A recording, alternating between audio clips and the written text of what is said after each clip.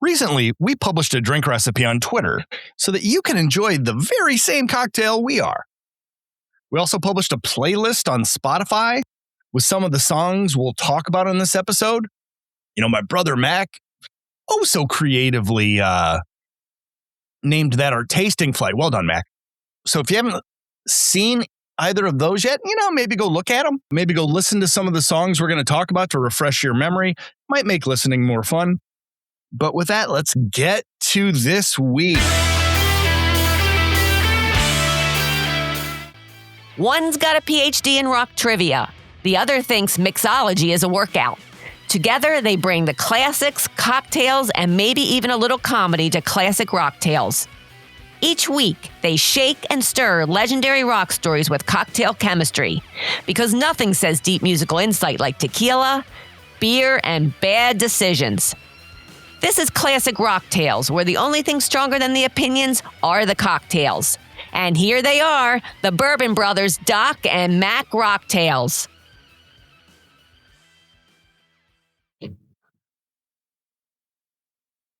This week on Classic Rock Tales, we go back to Fleetwood Mac, taking on Tango in the Night from 1987. And Mac, just peeling back the curtain a little bit. Why did we choose this one?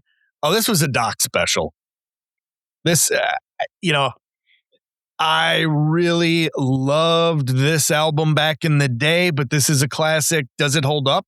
Haven't gone back to it for a long time. Fleetwood Mac, Tango in the Night, Mac. This was your album back in the day. Oh, yeah. So we have recorded 75 plus albums or episodes to date. Of those 75, I actually have to eat a little crow here for the audience. Oh, boy. Because I owe it to them that, I'm an honest man here. Old Mac kind of spouted off saying that Def Leppard's going to be our number one episode of all time. And then we recorded Fleetwood Mac Rumors. Yeah. And that went right past old Def Leppard. And so I have to apologize. Continues to this day, actually. It does. And I have to apologize to Doc because I was wrong. So why not come back to an artist that was incredibly popular with our earlier episode? 1987. For those crazy kids from Fleetwood Mac. Mac, give us a download. What in the hell was going on in 1987? Because there was a lot of stuff going on. Boy, I've got a lot of things to go through on the download here. So, Tango in the Night, the fifth studio album from the rock gods Fleetwood Mac, was released in April of 1987. This album had hits such as Big Love, Little Lies, and Everywhere. Rolling Stone, to remind our audience, and boy, we've had a lot of new members join this audience, and we are very grateful that you've joined us. For those of you who are relatively new to the show, we keep on talking about Rolling Stone. Right. Well, we were kids. We didn't have any damn money. And when we did have money, we needed somebody to be the guidepost for us. And Rolling Stone was that guidepost to tell us, should we spend our money on this album or not? You know why, Mac? Because in 1987, I had a really sweet looking Jeep CJ7 that was a big piece of shit. And just throwing all my money into repairs for that thing. And I didn't have money to waste on a bad album. So I had to rely on Rolling Stone to tell me where to spend my money. Did I not, Mac? 100%. And in fact, 1987 is when I got my first car, if you remember. I had the two-tone Pontiac Grand Prix. Oh, it was not sexy. No, it was not. But Rolling Stone, what do you think they gave this album? All right. It's a Fleetwood Mac album, which puts the floor at 2 stars. They're not going to go below 2 stars for Fleetwood Mac. This album is all over the place. This album is messy. They're not going anything 4 or above. You know what? I'm going to say 3 because I think Rolling Stone would give them a respect half star. Rolling Stone gave this one 2.5 stars. All right. Saying reconvening 5 years later on Tango in the Night, the group carries on as if it was 1982 Or 1977, the hits Big Love and Christy McVie's Little Eyes surge with all relaxed, soft rock grace of yore, but none of the quiet fire hinting or premature nostalgia. I don't know if I agree with all of that, but it's sort of in the ballpark. I actually like the fact that it said the group carries on as if it was still 1982 or 1977 because this album does not have an identity of what it's doing. Oh, that's good, Mac. Wait, hold on. Say that again, Mac. That's brilliant. 1982 or 1977 because this album did not have really an identity of what it was. Brilliant. I've never thought that, but you couldn't be more right. This album doesn't have an identity at all. This album is not an album. It's a collection of songs. So albums sold. Yes. And so you kind of teased at the front. For our friends listening, this was a Doc all-timer. This was in that Jeep. It then moved over to a little Sentra that you had back in the day. Yeah, we don't talk about that. This one was on heavy rotation for the Doc. 100% yes. So I know that you owned it. Do you own it now? I do. I own it on CD. I never owned this one. Not at all. Oh, I did. So how many copies do you think this album sold? This was a hit back in the day. I feel like people had this back in the day. It wasn't a mega hit, though. My memory of it anyway. Let's go 6 million. It sold 15 million copies, making it the second best-selling album of their career. So am I within the margin for error? No. Wow, 15? 15. I wonder, though, the 5-year hiatus, did that help the sales? When Fleetwood Mac came back after people, you and I had seen Fleetwood Mac before this. Mm-hmm. And I think that people were like, yep, every album they put out might be their last album. Every time we see them might be the last time we see it. So then for them to come back after 5 years of that with a new album, yeah, it was going to start popular, but then need to be good. Tango in the Night, second best-selling album by Fleetwood Mac, was the 8th best-selling album of 1987. Albums that it edged out In Excess Kick, which was right behind it. But some of the albums that was in front of this one included Bad by Michael Jackson, Hysteria by Def Leppard. Fuck off. And Appetite for Destruction by Guns N' Roses. Guns N' Roses. All right, you know what? I didn't see how many it had sold. How many? Did you say 15? 15, yes, sir. That's bananas. That is not how I remember it back in the moment at all. No, when I saw the number, I'm like, let me double check that because that seems a little off. I mean, this is their second best album? This sold more than Mirage did? It had 4 big songs on here. Picture this, Doc.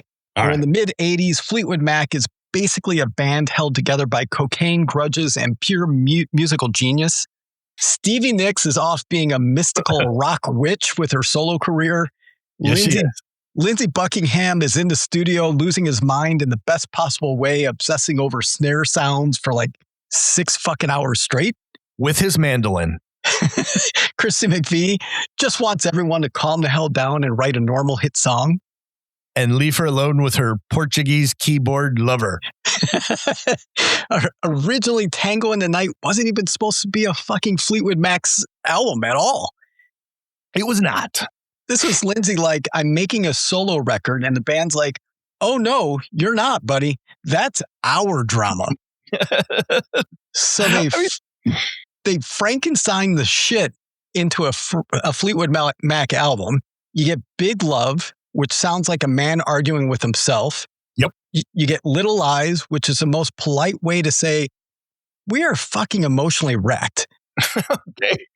Everywhere, which somehow feels sweet despite the band basically communicating through passive-aggressive studio notes. Absolutely. Lindsay's producing like a mad scientist. Stevie floats in with fairy dust and chaos. And by the end of it, Lindsay rage quits the band before the fucking tour even starts. And somehow, they create one of the slickest, biggest, most 80s albums of all time. And that's Fleetwood Mac, motherfuckers. Dysfunctional drama and absolute bangers. Let me just tag right on to that, my brother. Those crazy kids from Fleetwood Mac in 1987. Picture this. You got Stevie, fresh out of the Betty Ford clinic. But she's out on the road touring. Of the 1.5 years this album took to produce, as my brother Mac mentioned before, Stevie participated in 2 weeks of it. Fleetwood? He's like the father of the band, right, Mac? No. Mick Fleetwood says at this point, his coke use was even worse than it was on Rumors. Okay, John McVie, the bass player, the steady bass player, he'd actually stopped playing bass for over a year when they called him in to make this album. And he had gone on the wagon and he feared he couldn't play sober, so much so that he relapsed so bad during the making of this album that Lindsey Buckingham had a Winnebago put in his driveway so he could go pass out. But wait a minute, Lindsey Buckingham, he didn't want to do this album at all. He was doing a solo album and quite happy doing it. And then Mick Fleetwood talked him into it. And now he's in charge of this fucking thing. You know, Christine McVie, the calm one, except she has a hot Portuguese keyboard playing lover on hand that her ex-husband, John, the bass player, ain't all that happy about. So what's the problem? Think of Fleetwood Mac back in the Rumors era, right? When it was like, you know, oh, look at those cute young musicians, right? But no, Tango in the Night in 1987, now we're in the, oh, these fuckers are old enough to know better. This ain't funny anymore. You know, it's the best. No way this album should have ever made it to the finish line, let alone worked. But it worked. The best part about this album and the best part about this show is sometimes we run into albums like this and it just fucking writes the show for you. You know, I've done 75 of these and we now realize that, you know, we're maybe paying more attention to everything happening in the music. So you pick up more stuff. Oh, you couldn't be more right. Playing this shit. And I'm like, Family Man? Oh my God. I got 9 minutes on Family Man right now. You want to start recording? Oh, for the audience that you have not listened to Family Man, I was texting Doc earlier this week. It better be on your tasting flight, bitch. Mother. Wow. You know what? We're like 38 minutes in. We haven't even started drinking yet, Mac. Let's get drinking. Okay, so here on Classic Rocktails, as you know, we ascertain that there's one and only one perfect cocktail to go with every classic album, like Fleetwood Mac's Tango in the Night from 1987. Tonight's drink that you will be offering at your listening party, will it be a drink that you would shoot, sip, or have in a solo cup? It's Fleetwood Mac. There is no fucking way this is a beer album, so this is 100% sip. What you're sipping, more to the sweet side, spicy side, sour maybe, smoky even? I wish I could say sour, but it's definitely sweet. Sweet, all right. So you're sipping something sweet. Any seasonality or speciality to consider? It's Fleetwood Mac, so I think it's always going to be special. I kept thinking all this week, this album feels steamy, but not in a sexual way. There's a lot of heat going on in this album in bad ways. I don't know that there's ever been a greater way to describe Mac Rocktails. Steamy, but not in a sexual sort of way. Hey, that should be on your business card or maybe your tagline, something like that. So as I mentioned earlier in the show, Fleetwood Mac was our number one show last time. This is probably going to be number two because there's so many fans of Fleetwood Mac. But let's just say that I have a drink that's dedicated to the big guy. I have a drink called the Big Love Breakdown. It's going to be terrible. Go ahead. No, it's going to be great. You're going to love it. All It's a very, very smooth cocktail that tastes sweet at first and then hits you with some emotional consequences. Oh, wow. Yeah, here we go. Ready? Yep. 2 ounces of Papa Pilar dark rum. Oh, yeah. Love that. It's got that moody Lindsay energy with it. No. I got a 1/2 ounce of Papa Pilar 86 proof Solera overproof rum. Okay.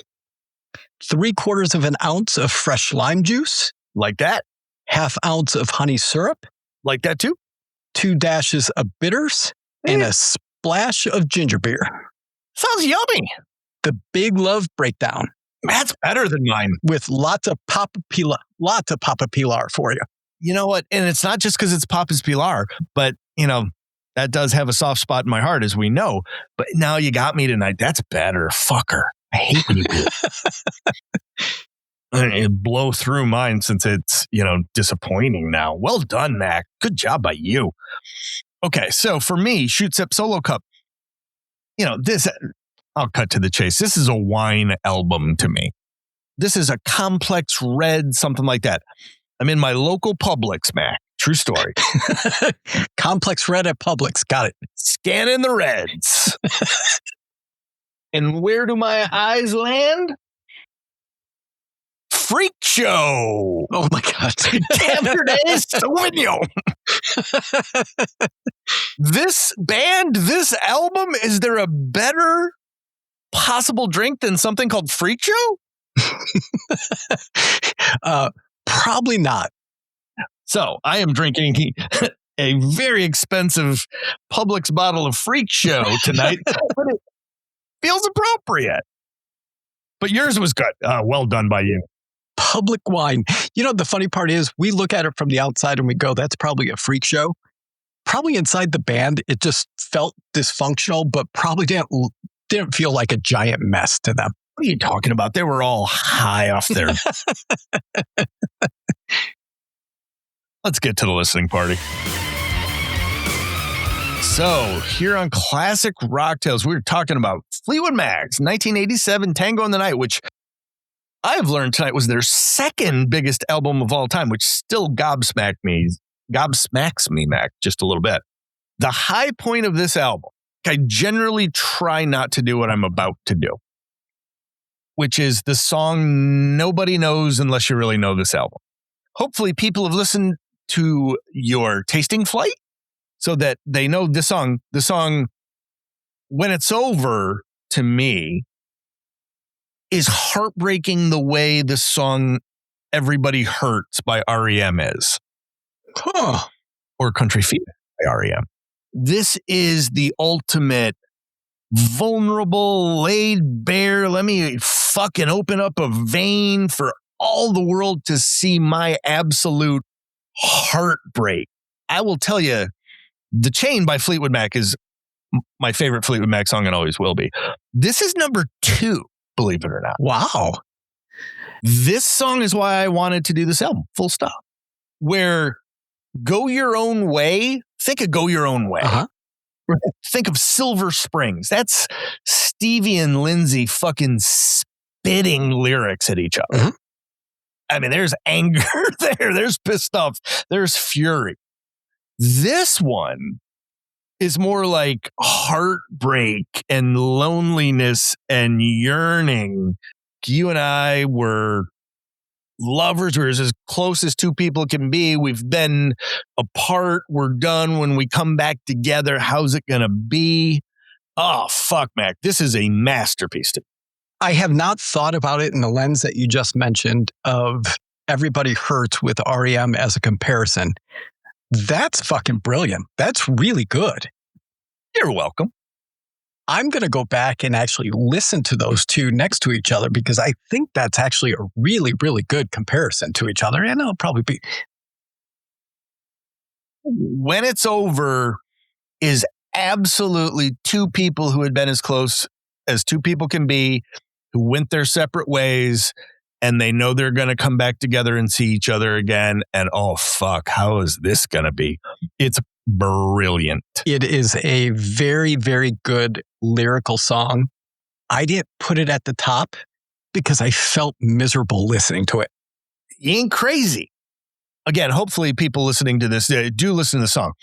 This was at a point where Stevie Nicks was so miserable, was not in good shape, didn't want to do this album at all. And to get herself ready to sing it all, she was allegedly drinking 6 glasses of brandy to even get ready to go. Oh my God. Her voice sounds raw. It sounds weak for her. Mm-hmm. Yeah, that would be terrible, except in this song. In this song, it's actually fucking brilliant. Yeah, it's always a hard part with these albums, and it's an amazing part when we do this show because you get some of the context of what was happening behind the scenes, and it adds a little flavor to the song. You know what? I want to go back in time and just like out of college, try to be a rock journalist. Can you imagine if you were fucking learning this shit in real time, how amazing that would have been? It would have been fucking great. You driving around on your golf cart with Cameron Crowe, he could tell you a lot of stories, right? Simmer now. Simmer. Oh, so great. So what's a high point for you, big man? So, Doc, this week was tough as the swings on this fucking album, highs and lows were all over this album. The ceiling's so high and the floor is so low. I believe there's 2 easy answers. I'm going to go the easy way out this week with Little Eyes. It's just an iconic song from this band. It's a great song. For those of you who do not know, it's about a failing relationship that would prefer to get little lies versus telling the harsh truth.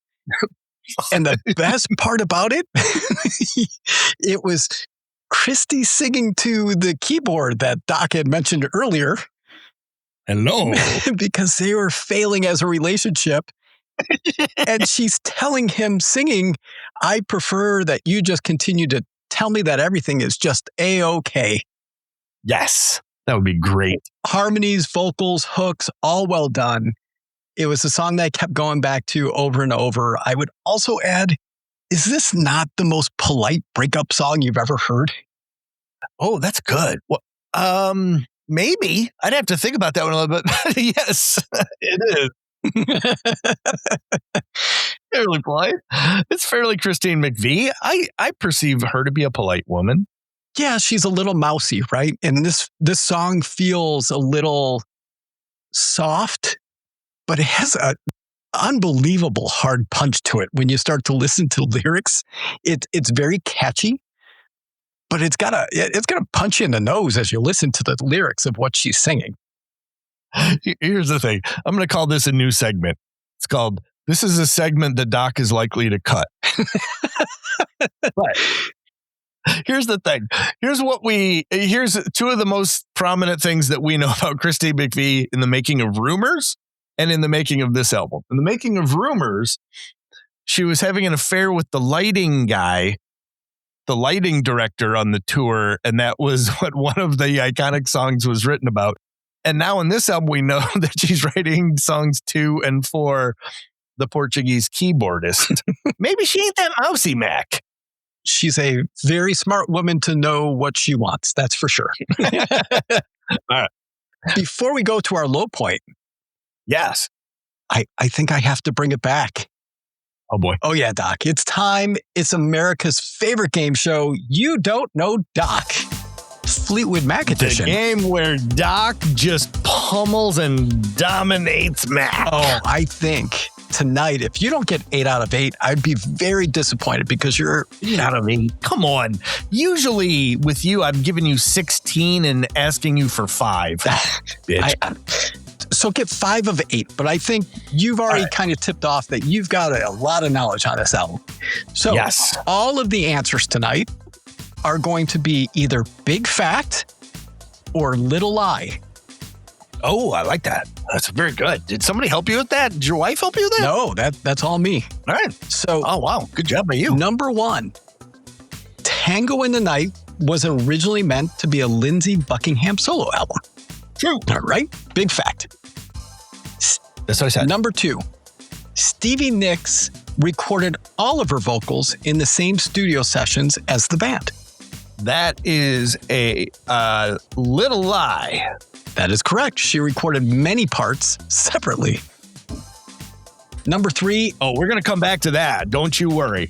Lindsay quit the band before the tour for this album even started. That is a big old fact. So you're 3 for 3. The band was all living together in harmony during this recording. Come on. That would be whatever the lie is. Little lie. Little lie. Number 5, Big Love only became a hit because of the dance remix version. I'm not sure the answer, so I'm going to say fact. No, little lie. Oh, damn it.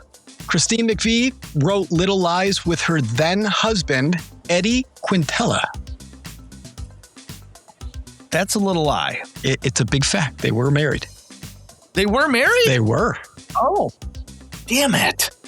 Damn it, doctoral research. Everywhere was the highest charting U.S. single from this album. Little lie. Big fact. Damn it. And then finally, number 8, the album title appears in the lyrics of multiple songs. Big fact. Little lie. Man, you went Damn 4 it. out of 8. That sucks. Well, you're stupid questions. Jesus. And that was You Don't Know Doc. Yeah, that was not your best work, is what that was. It was like most of Lindsay's songs on this album, Wow. that game. All right, so, Mac, I got a Doc's deep cut for you. Ooh. Here's the thing. There are actually 4 Fleetwood Macs. Mhm. There's the Lindsay's Weirdo Shit Fleetwood Mac. Think of songs like Tusk, Mhm. Family Man, Mother, or like his solo, father. his big solo hit, Go Insane. Lindsay's Weirdo Shit is definitely a flavor of Fleetwood Mac that you got on this album. Then you got Stevie's rocker chick / introspective shit.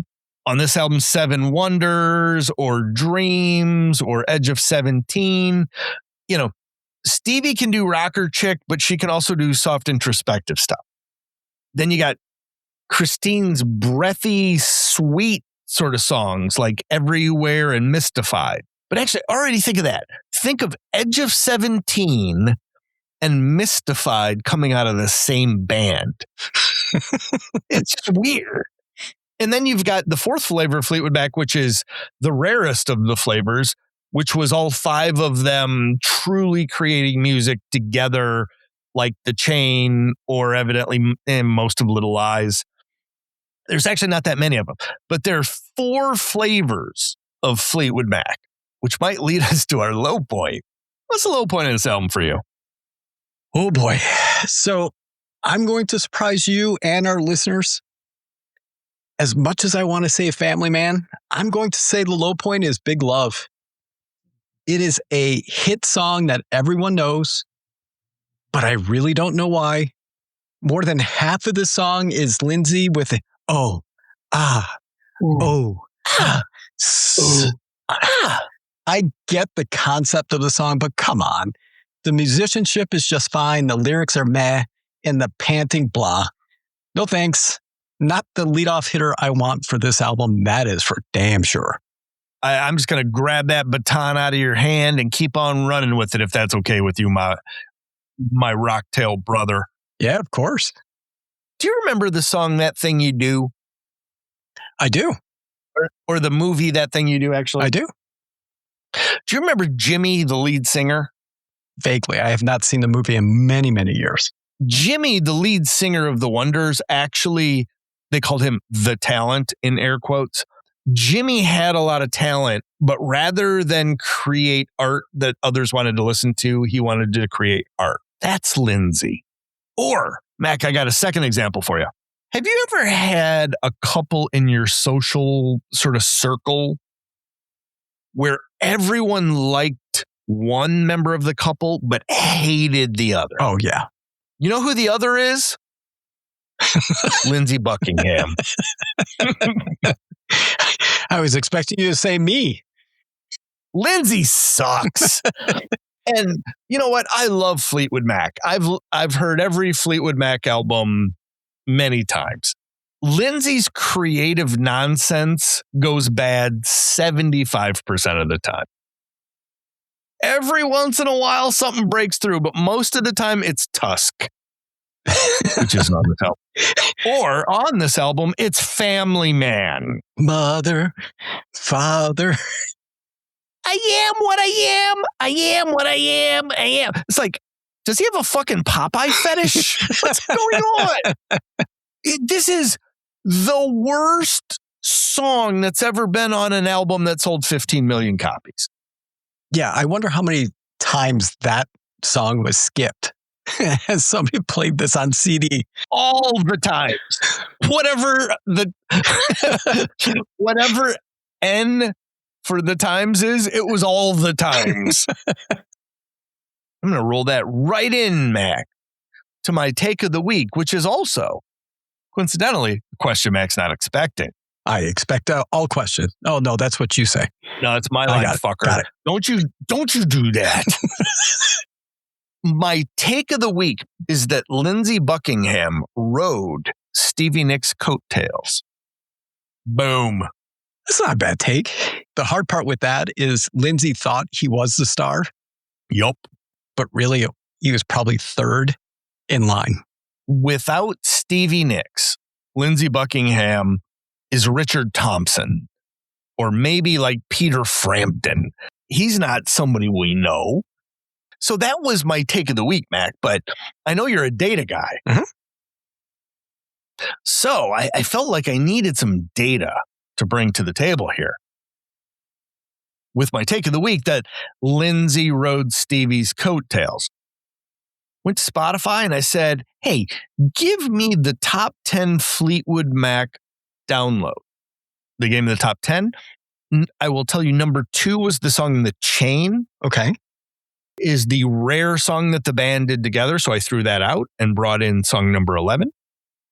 Of the top 10 Fleetwood Mac songs, can you tell me, were they Stevie songs, Lindsey songs, or Christine songs? Ooh. And if you give me 4, I will declare victory for the both of us. Okay. Top 10 Fleetwood Mac songs. Whenever you're ready. Oh, you want me to give you 10 songs? What do you think the top 10 Fleetwood Mac Spotify stream? Oh, I thought you were going to give me the top 10. I would tell you who's singing that. I misunderstood. Give me the top 10. All right. So you said remove The Chain. Yeah. Threw that out because it's the one and only all of Fleetwood Mac together song in the top 10. Dreams. Number 1. Okay. A Stevie song at 1.7 billion streams. Would you make Loving Fun? Would that be on the list? Oh, number 9 right. on our list, a Christine McVie song. Everywhere has to be on there. Everywhere's on there. Also a Christine McVie song at number 3 on our list since we threw The Chain out. Rihanna? What? Rhiannon? Rhiannon or Rihanna? Rhiannon. The song or like the artist? You can give me both. Rhiannon is correct. It's a Stevie song and it checks in on our list at number 4. Lindsey, doesn't hit Go Your Own Way? All right, you're Googling now. No, I'm not Googling. Trust you. I assume that's on the list. So here's the thing, Mac. Once we throw The Chain out, here's the top 10 Fleetwood Mac songs by Spotify streams. Okay. Dreams, Go Your Own Way, Everywhere, Rhiannon, Landslide, Don't Stop, Little Lies, Gypsy, You Make Loving Fun, and Silver Springs. Huh. Okay. 10 songs, only one of them is a Lindsay song. And it's Go Your Own Way, and it's about Stevie. Well, unfortunately, even when he went on his solo career, you mean Holiday Road wouldn't be in the top of the list? You know what? Holiday Road's in the Lindsay top 3. Don't you kid yourself, sir. So, you gave your take. I've got a take as well this week. I'm looking at a Mac's take of the week. Oh yeah, it's a rare occurrence, but I'm going to give you a good one. You're going to like this a lot.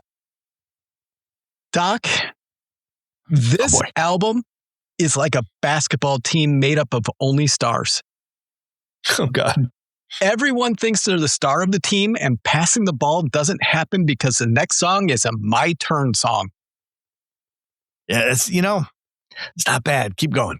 Those of you who are not big in basketball, you get sometimes these. Oh, wait, that was it? That's all you had? That's it. I thought you had a lot more. Oh, Jesus Christ. Look, I'm brief about my take of the week. But, I mean, these guys it's my turn, it's my turn, it's my turn, it's my turn. Totally. The ball goes in, it doesn't come back out again. They don't pass the ball. They just take their next turn. At this point, Fleetwood Mac is a series of just crazy pants independent contractors. You and I talk about how we dive into these albums, and some weeks it happens more than others. My brother, I will tell you, I dove deep this week because I was enjoying just some of these Fleetwood Mac story rabbit holes. So here you go, Mac. I want you to try to understand this. Mac, I know you've been, happy with the charming and delightful Mrs. Doc for decades here. You've had an ex-girlfriend or two in your past, have you not? Why would I be happy with Miss Doc for decades? Oops. I know you've been happy with Mrs. Mac for decades. Fucker. All right. So, you've been happy with Mrs. Mac for decades. You've had ex-girlfriends in your past, have you not? I have. Now imagine you've got to perform your job in a very abbreviated amount of time. The pressure's on.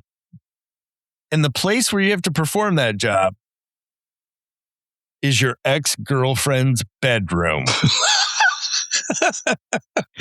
That was what Stevie Nicks experienced on this album. She had to cut some of her vocal tracks from Lindsey Buckingham's bedroom. Oh, God.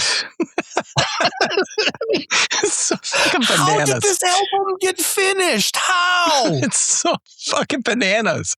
It really is. And after all of this shit that was going on, Lindsay gets done with this fucking album with the entire band and goes, I'm taking my ball and I'm going home. Fuck you all. I'm not touring.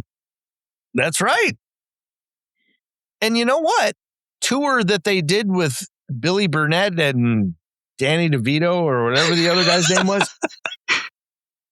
I saw them on that tour. I can't remember if I saw them with you or not, but I definitely saw the Behind the Mask tour. Yep. I actually have a note on that because we did see them in Tinley Park, Illinois.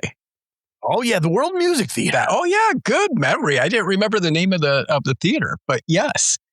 Tinley Park. And I actually had a question on that. This Tango in the Night, their last great album, or was it Behind the Mask? Oh, God. How dare you, sir? You cannot compare those two albums. Whatever album that Say You Will was on, that album was better than Behind the Mask had a couple good songs, but the rest of it was horrible. It was rough. How dare you? It was rough. Something hold up for you. Oh, boy. So this one was a tough one, and I kept going back and forth.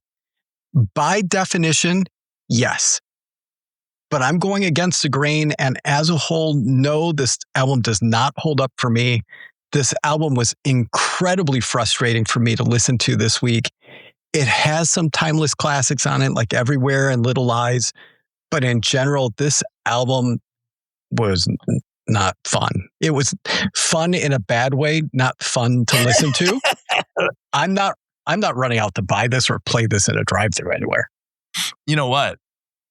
If that previous tagline didn't work for you, fun, but I didn't enjoy it or whatever you said, I already lost it. Okay.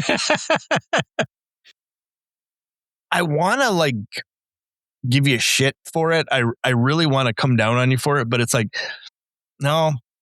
Does this album hold up? This is close. So my thought was it's got Seven Wonders, Little Lies, and Tango in the Night on it, all of which I think are good. Mm-hmm. And it's got When I See You Again on it, which is my second favorite Fleetwood Mac song. So does it hold up for me? Yes, it holds up for me. But holy shit, this is an inconsistent mess all over the place as well. It's an album where music theory doesn't hold any way you set it up. It just will not work on this album because everything is just so lumpy. You know, we're not production guys. I'm not impressed with a lot of production. There might be no more annoying production person for me than Lindsey Buckingham. Oh, okay, Lindsey, you're a wizard in the studio. You know, great. Family Man's fucking ridiculous. I can't wait to put that on the playlist. Does this hold up for me? It's sort of a begrudging yes. But again, I think When I See You Again is absolutely brilliant, absolutely heartbreaking. So, you know, you say it doesn't hold up. Yeah, I can't get mad at you for it. I mean, this is a weird fucking album. Look, you can just say yes because it has 4 really, really good songs on it. And by the definition of 333, this should just simply hold up, but it's just fucking weird and lumpy. And the 3 bad are really bad. And the 3 meh are barely meh. Yeah. But you know, the funny part is I thought for sure after all of the work, all of the notes, everything I put together, I'm like, this album's going to hold up just because there's so many fucking stories, so many different rabbit holes I could go down on. This was a fun week to put the stuff together, but the music wasn't fun. Did Lindsey ride Stevie's coattails? Fuck, was Lindsey the anchor maybe on this band? Go listen to the album Tusk. I don't know how you take the talent on Fleetwood Mac and make that. The true Lindsey songs on this album are generally pompous and preposterous and terrible. If it had been Mike Campbell instead of Lindsey Buckingham, would Fleetwood Mac have actually cranked out a lot more hits? Possibly. Oh, it's brilliant, Mac, wasn't it? That's not bad. Well, Mike Campbell was always a glue guy. And I think that's part of the problem this band needed was a glue person. Other than John McVie. All right, Mac. Well, it's getting late, so you know what I need? One for the road. Come on, Mac. Oh. Yeah. What is the big man enjoying in the here and now? So I teased it out. I told you I was going to give you a concert review. Oh, yeah, from Heart. Heart. Oh, yeah, Mac. Oh, that had to have been great. Go ahead, regale me with the tale. So let me first say bravo to Nancy and to Ann Wilson and oh boy, 2 ladies being in their 70s. I think anyone who's listened to this podcast in the way that Mac talks about our audience knows he's about to slam them. Go ahead, Mac. You know, I appreciate the fact that they're still on the road performing. I appreciate the fact that Ann Wilson's been through some health issues, battling some cancer, and I hope all the best for her. Oh, God damn. You're not going to criticize her, are you? So let me first say, we get into the stadium, and they start off with an opening act from Grammy Award-winning Lucinda Williams. Oh, I like Lucinda Williams. Are you going to shit on Lucinda Williams, too? Lucinda had a stroke back in 2020. Oh, fuck. Oh, my God. No one will ever hear this episode. So she gets escorted out into the middle of the stage, and God bless her for putting in the effort to do it. She tried her best. Holy shit. Oh, fuck. No bueno. Could not wait for the opening act to be done. Like I said, Mac, just go ahead.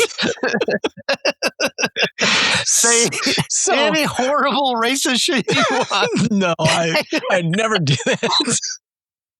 But then as Lucinda is coming off stage, Ann Wilson gets escorted to a chair in the middle of the stage, and she sits there for the next 90 minutes or so, close to 2 hours, singing, and she no longer has the cardio.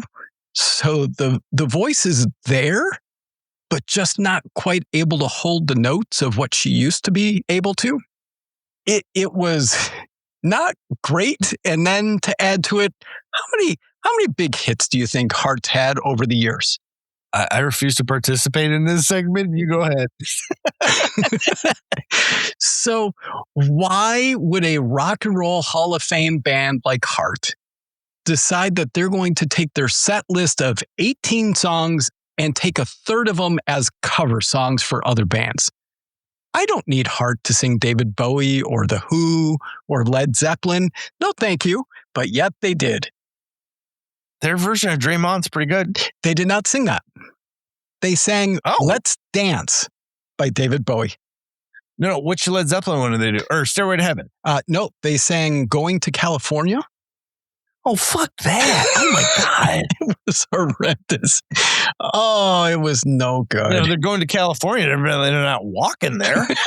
No, not without a cane or somebody to help them. That was the last time I'll ever see Heart perform. No, thank you. Coincidentally, Mac, I have a concert review my own self, which I think I also teased on the last episode. So I went to a Rascal Flatts concert. And, you know, went with my friends Brad and Denise, very cool people. They're our age. They live in the same town. We met halfway across the world. I think I talked about that in the last episode. First thing, so see, Rascal Flatts. The last concert I went to was Styx REO Don Felder. Rascal Flatts had 4 times as many people as Styx REO Don Felder, which was a little bit of a surprise to me. Okay. A really, I would say, great, lively, upbeat show. The band put on a really great show. Not always perfect, though, my brother Mac. So, first of all, Mac, you ready? I'm ready. You're going to like that. Ready. How many band members do you think took lead on vocals? Oh, God. 6. 3. Not 1, not 2, but 3. As soon as each new person did it, I was like, oh, I can't wait for the podcast. What wasn't great, the mix was terrible. Really bad, really muddy. And what I realized both in the lead up and in my studying for the concert, as you know, I tend to do, I realized I knew a lot more Rascal Flatts songs than I thought I knew. If you had said, how many Rascal Flatts songs do you know? I would say 0. So it turns out I knew like 6 or 7. Okay. So the songs that I knew the words to, like Life is a Highway, yeah, the mix sounded great. Songs that I didn't know the words to, they could have been fucking singing Estonian. Czechoslovakian, I don't know. It was just mush. That wasn't great. But here's the thing. And I want to set this next part up very carefully, Mac. So go ahead, tip your chair back, Mac. Let Doc take over. Okay. I went to the Lutheran church on the same street, Mac, that you and I had our first job at. Do you know of that Lutheran church? I do. Yes, I do. Just down. Yeah, I know. So first 30 years of my life, I went to that church. Or no, that's not true. So the first 30 years of my life, I went to church more weekends than not. And I was confirmed in that very church that you know of, Mac Rocktails, and had some of my many children baptized at that church. Okay. Not claiming to be the Pope, Mac, but I'm clearly not anti-church, quote unquote. But that was the first, half of my life. The second half, I've not been in church quite so much. I've moved 7 times. Never really found sort of another church again the same way. I consider myself, Mac, to be more spiritual than religious, than traditionally religious. I think that there's more than humans know or can understand, even if maybe all the religious rituals or stories or whatever I might not be in. Setting all that up, I'm a religious centrist and a political centrist. I'm neither super religious nor anti-religious. I think there's more out there than we know, even though I might not buy into all the rituals. Mac, is your sphincter really tight? No. Okay, cool. So all of that is a lead up to the Rascal Flatts concert. I've never, ever, Mac, gone to a concert where there were 3, what I'm going to call Jesus breaks. 3 Jesus breaks? Yes. So there were 3 different times in the concert that were at least, each of these times was at least, let's say, 3 minutes long, where it was, one of the guys went to rehab and they were in a bad place. And at rehab, they offered their life up to Jesus, and his blood from the cross is what. And it was 3 minutes of almost religious revival tent stuff. I'm looking around going, is this weird to anyone?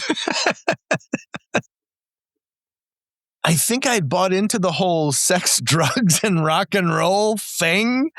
I mean, you and I both love the Stones. We both love Keith Richards. He allegedly snorted his own father's ashes and cocaine. So just the 3 very clear sort of religious breaks in the concert. I've probably been to, 400, 500 concerts. I'd never experienced that before.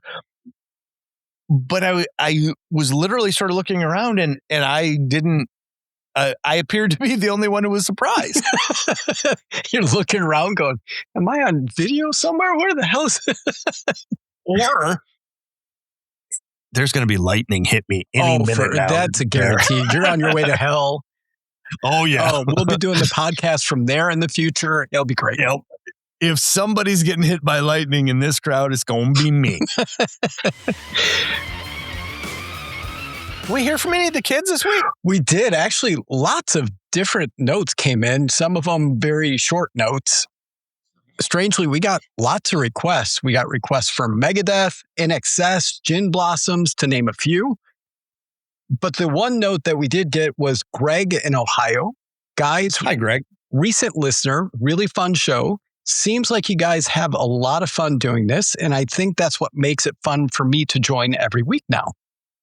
I actually feel like an idiot to say this, but I find myself talking or yelling at you guys at certain points, or even during some of these games. My question, you guys have said you have known each other for a long time. Don't remember how long, if you said at all. Have you ever had a band that one of you flat out hated and the other loved? I could answer that for you. Go ahead. It's Motley Crue. I like Crue. Doc hates Crue. I think the question said love. Do you love Motley Crue? Yeah, Matt? I like. Go ahead. No. I love the verb. It wasn't like the verb was love. I love Motley Crue. Oh, I don't know if we can continue this podcast after that. I'm a big fan. I love Motley. I've seen them live twice and enjoyed it quite a bit. Oh my God, you weirdo. If somebody likes something I don't, that doesn't disqualify them. If they like 20 things that I don't, maybe. I think I like music enough to know that there's some stuff that people really like that it's like, yeah, it's not really for me. But, I respect these people, and if they like this, then, I'll assume that it's me being the one who doesn't get it and not them. And sometimes would not be an example of that, though. That's terrible. Well, and sometimes we do this show, we find some surprises. I had mentioned many, many shows ago that I loved a concert for Alice Cooper. And then the big man jumped on board and said, this was great album. The guy gives you one backstage pass. Did you have to sign a contract that you're going to make an Alice Cooper reference once a month for the life of the podcast? Come on. Jesus. Henry Winkler, Robin Zander, Cameron Crowe in your souped up high-end golf cart that you drive around the neighborhood. Oh, that's right. My God. I know that you're going to bring this up because it came up in our text chain earlier this week. So here's the thing. I'm going to set this up for the kids. Mac's going to try to embarrass me. It's not going to work. I'm a proud man. I don't want to say what the exact color of my golf cart is because of the paparazzi. What I will say to avoid the paparazzi is that my golf cart is a pastel color. That's as much as I will admit to, Mac. It is pastel. Very, very manly. That's what I realized this week. Driving around, I got my pastel colored golf cart. Mac, it does have like racer wheels on it, though. Does that make it tougher? You know who likes pastel colors? Seniors. Oh, I thought you were going to go Duran Duran. Oh, that's coming up, boys and girls. Duran Duran's coming. So, Greg, to close out, Greg did make a recommendation. He just said 3 words. Metallica, Metallica, Metallica. Oh, my God. You know what? Whatever. Get out of here, loser. You could have less fun in your life than to grab, a couple glasses of Freak Show. Mac, what was your drink again? It was the Big Love Breakdown. The Big Love Breakdown. Grab a couple glasses of that. You put this album on, you listen to it while you're like deep diving on the internet about all their crazy ass stories. I mean, you know what? They might not make music for you anymore, but I guarantee you don't know all the Fleetwood Mac stories, and that'll keep you busy for a little while. It's the best part of the show. This has been Fleetwood Mac, Tango in the Night from 1987. Just a bananas week for my brother Mac and I. But Mac, get us out of here. See ya.